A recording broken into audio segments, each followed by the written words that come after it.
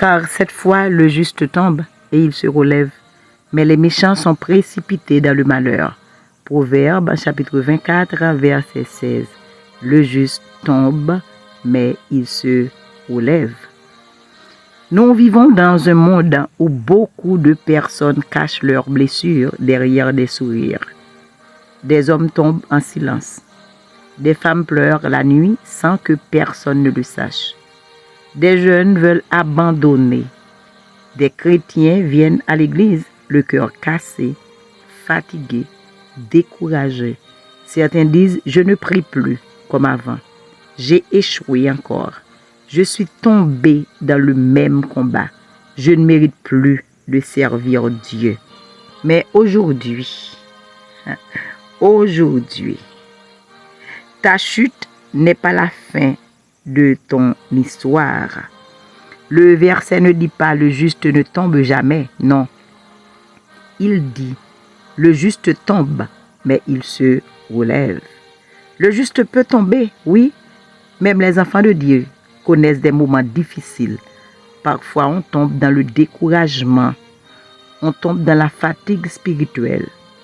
On peut même tomber dans le péché, dans la peur, dans les blessures, dans les combats de la vie. Même les grands hommes de Dieu ont connu des chutes. David est tombé dans le péché. Élie est tombé dans le découragement. Pierre est tombé dans le reniement. Mais écoute ceci, le fait de tomber ne fait pas de toi un hypocrite. Ce qui détruit un homme, c'est de rester couché sans chercher Dieu.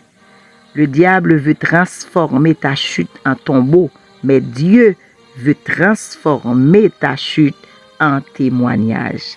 Le juste se relève. Alléluia. Le juste possède une force intérieure, la grâce de Dieu. Quand tout le monde dit c'est fini, pour lui, Dieu dit relève-toi. Quand les hommes me voient la chute, Dieu voit encore la destinée. Le juste pleure parfois, mais il se relève. Le juste est blessé parfois, mais il se relève. Le juste tombe 7 fois, mais 7 fois la main de Dieu le relève. Imagine un boxeur dans un combat, il reçoit un coup violent, il tombe au sol. La foule pense que le combat est terminé, mais soudain, il ouvre les yeux, il serre les poings, il se relève encore. Pourquoi? Parce qu'il refuse d'abandonner. Écoute, le ciel n'applaudit pas seulement ceux qui gagnent, le ciel applaudit ceux qui refusent d'abandonner. Dieu n'a pas fini avec toi. Tu as peut-être perdu ta paix aujourd'hui. Ton feu spirituel est éteint, ta motivation, ton courage. Mais Dieu dit, je peux encore te restaurer. Le monde condamne les personnes qui tombent, mais Jésus relève ceux qui tombent à ses pieds. Quand Pierre a renié Jésus, il pensait que tout était fini. Mais après la résurrection, Jésus est allé le chercher. Pourquoi? Parce que Dieu voit au-delà de la chute. Ne reste pas à terre. Le danger n'est pas de tomber. Le danger, c'est de aimer la poussière. Certaines personnes ont accepté leur état. Plus de prière, plus de consécration, plus de communion avec Dieu. Aujourd'hui, le Seigneur crie à ton âme. Relève-toi. Reprends ta place. Recommence à prier. Recommence à croire. Recommence à espérer. Tant qu'il y a un souffle de vie, Dieu peut encore écrire une nouvelle page. Oui, le juste n'est pas celui qui ne tombe pas. Le juste est celui qui refuse d'abandonner Dieu après sa chute. Peut-être que les hommes t'ont enterré dans leurs paroles. Peut-être qu'ils ont dit, il ne reviendra jamais. Son ministère est mort.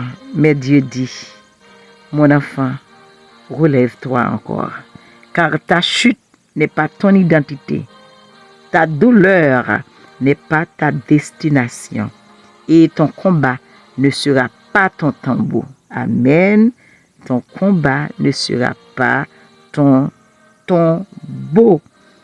Que toute chaîne de honte soit brisée. Que la grâce de Dieu visite les cœurs brisés.